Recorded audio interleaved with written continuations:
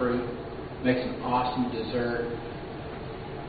He even has something really good to drink and brings it all over on a nice silver tray so that you and your family have something to eat tonight.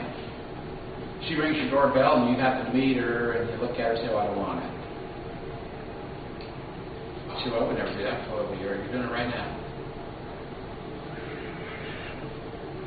Shouldn't you done that? Oh, yeah. Because I've never won not doing it. Not one time. That's the hardest thing to close when the lady does that. There's not one harder that I know. And she'll say, "Well," I said, "that's what you're doing to your husband." I said, "How often does he come to the jewelry store?" She said, "Well, not very often." I said, "Well, he loves that." And she'll say, "Well, do you really want me to have this?" He says, "Yes, I love it." Has it worked? Yeah, it has.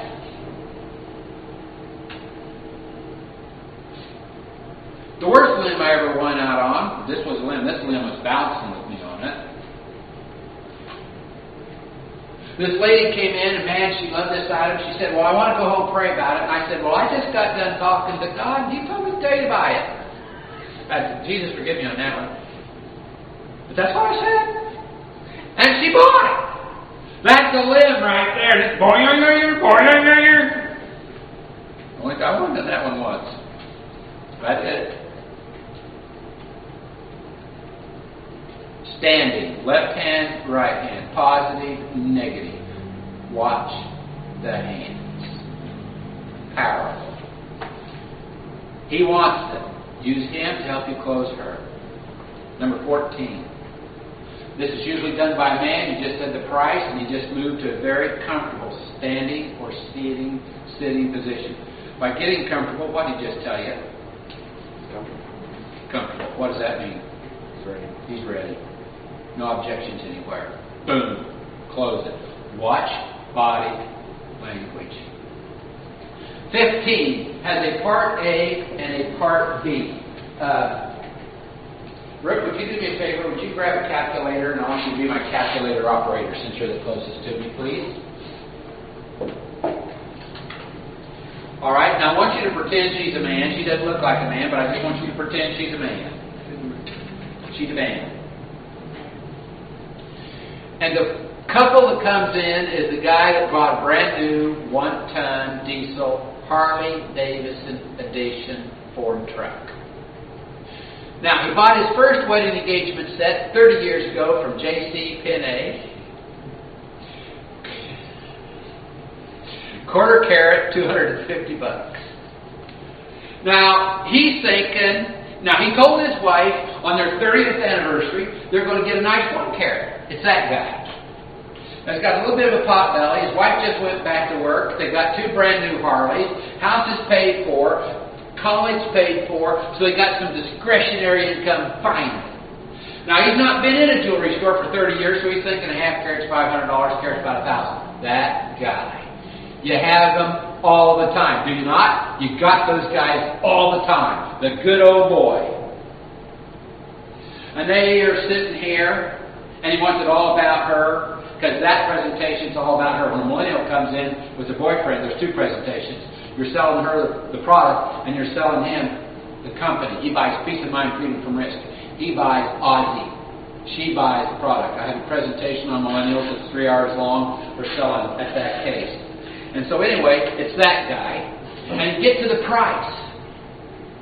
Now the mounting's $3,900, the diamond's $6,950. Maybe it's the $8,000 one you're talking about. Let's say it's $6,950. Did somebody hit your building? No, that's the next one. Okay. I'm going to have to beat on somebody, aren't I, before I leave? Anyway, I get to the price, he goes, $6,950 for that? I said, yes, sir. Now, Part A on 15 is no objection to the price. They've been all over the internet. They've looked at your web page. You just close it. Part B is where we're at. It's the objection to the price, but it's that individual. So I hand him the calculator, and I'll say, "Sir, I want you to do me a favor. Turn that on, if you would, please. And I'd like you to take $6,950. Now, his wife is sitting right next to him.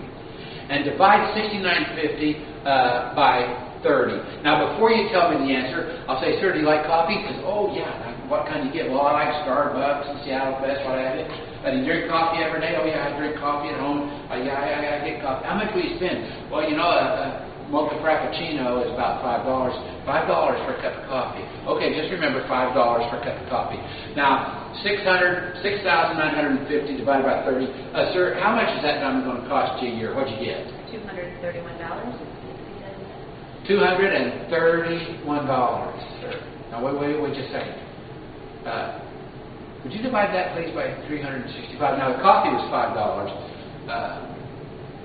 How much is this a day? 63 cents. Would you say it louder, please? 63 cents.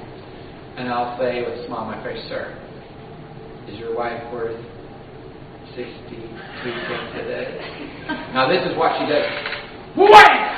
I've been washing your dirty underwear for 30 years for 63 cents. And she'll go, I want it 2 carat. She upgrades it. I would say. You're kidding, right? Yeah. She upgrades it.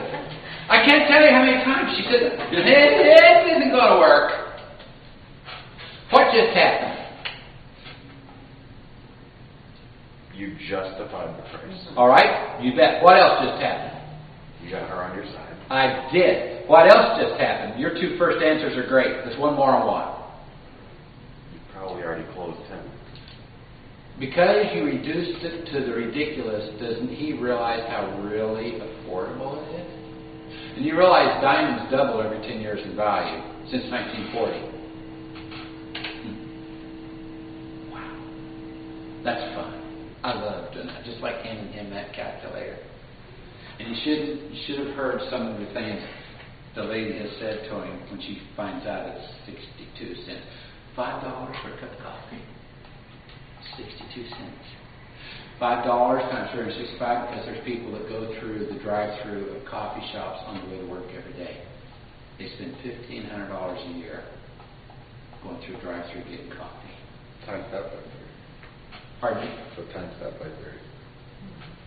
Yeah, it's a lot of money, isn't it? $45,000. That's more than a hamburger, French fries, and a Coke. One coffee. And I don't eat hamburgers, French fries, and Cokes. But one coffee is more than that from Starbucks. So, 15B is reduce it to the ridiculous. Guys, it works. You can do it with Rolexes, you can do it with anything in there. And a Rolex, they'll tell you, we're just wearing it for the next generation. Isn't that what they say?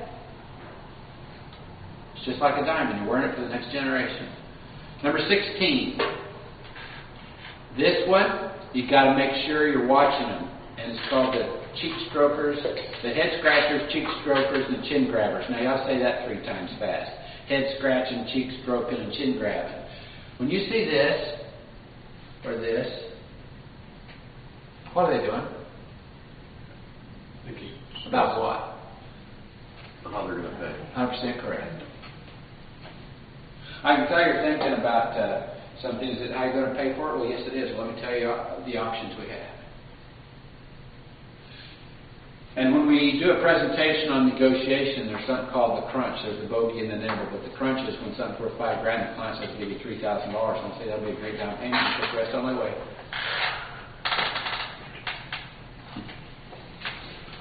Are you having fun this morning, Adam? I am, just because I'd probably buy something from you just because I couldn't get out. You know what I mean? That's the way I want to be. You know what I mean? It's just you have to have the answer, and it has to be witty.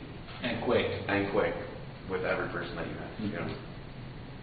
That's Yeah. a true smartass. What's that? So that's a true smartass. It is. I've been told that 1,000 times. But that's a compliment because that's better call my ass a dumbass. Yeah, exactly. I like to be called a smart ass than a dumbass. You understand what I mean? So they're thinking about it.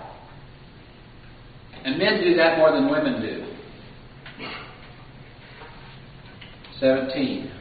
This happens to serpentine, and it's usually done by a man client. Okay? And he starts doing this. What's he telling you? Let's talk patience. Hurry up. Let's get this done. You just said close me, all right? 18. Got a couple again. And the lady tried on 5 or 6 items, and all of a sudden her husband or boyfriend just pointed at one. What he just tell you pointing? It's always with the right hand. We'll do that when we see a car or we'll point at it. So he likes that one. He likes that one. And I'll say, sir, you love that one? He said, I love it. She says, you love this one? He said, man, I do. That's my favorite one. Now you use him to help you close her. Ladies come in by themselves more than with their man, and men come in more by themselves than with the lady, and very few times do they come in together. Just remember that. And if you got them both at the same time, man, oh man, the opportunity just quadrupled. 19.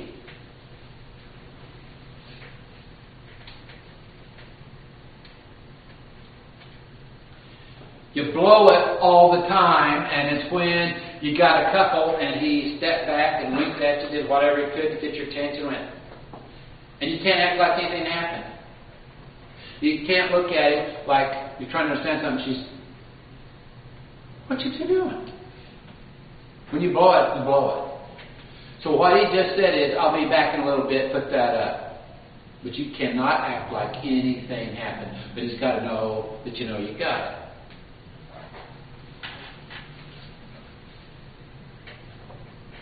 And they do not want the lady to know what he just did. You've all seen it, haven't you? Especially when they're looking at diamonds and timepieces. That gets blown a lot. Number 20. It's either a sell killer or a closer. You got a couple, and all of a sudden the guy pushes back. If a millennial does that, that sell's dead in the water. Because you're making it all about her and he feels left out and he's going to walk around the store while she's still looking at bridal and they're going to leave empty-handed.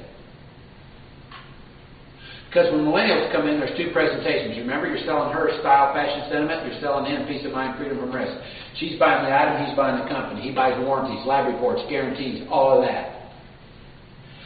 60-year-old couple, he wants it all about her. So there's one presentation totally to her and he's just there for support. 60-year-old couple, if you see him pushing back, he wants to go pay. Oh, yeah. Millennial couple, if he pushes back, sells dead. Exact opposite. So when you see him starting to lean back a little bit, it's time to say, sir, are you ready to take care of this? And he says, I am. She loves that one, and I want to give her that one right now. What did he just say? I'm buying. So watch the clues. There's a lot more than 20. You can read books on body language. There's lots of them that are written. When presidential elections are happening, they always have these body language experts come on. What that handshake mean? What that mean? How they understand? 90% of the crap they say I don't agree with. I think they're just winging it, acting like they know something. But there are books written on body language that are really good. There's a lot more than 20. These 20, though, happen in stores like yours all the time. Watch for the 30-second window, because that's when the clients say, I'm ready to buy it. They're not coming out saying, I'm taking it. That's the 60 to 70% that can't make up their own mind. That's why the ask, listen, paraphrase, close all the way through is so important. Now, I want to go back and I want to talk to you about the close itself.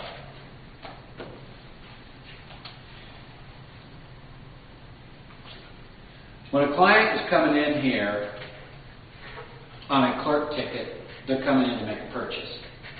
They've already planned on buying it when they pull up in your parking lot. And what they're doing on a clerk's ticket, and like I said, I've not done that presentation here. The clerk ticket is the client on a mission. They're either buying something because it's an event, or it's just because they're going to tell you what they want. So they're celebrating an event, and they're here for a purpose, and they know what they want. Something has gotten lost, not just in our industry and all of them, but when a person pulls the door open and they come in, whether it's from an ad, a referral, because they've been here before, it ought to be an honor to get to wait on everybody that comes in. Don't you agree? An honor. And with all the jewelry stores in the area, and if you get on the webpage and you look at all the jewelers in the area in a 50-mile radius, there's probably 100 jewelry stores in a 50-mile radius. at least 50 or 60. They've got a lot of choices.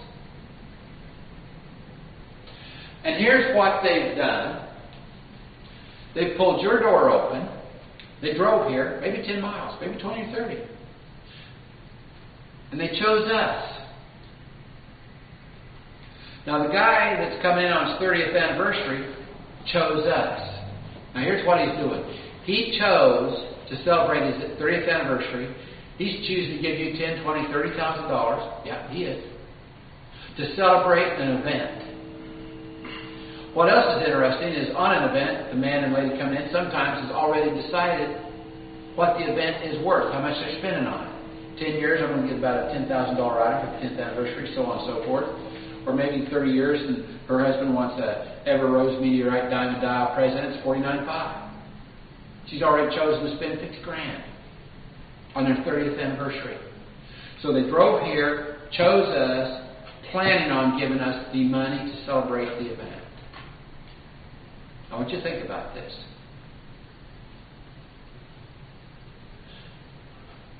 And the event they're celebrating in their life happens once in a lifetime, and it's a big deal.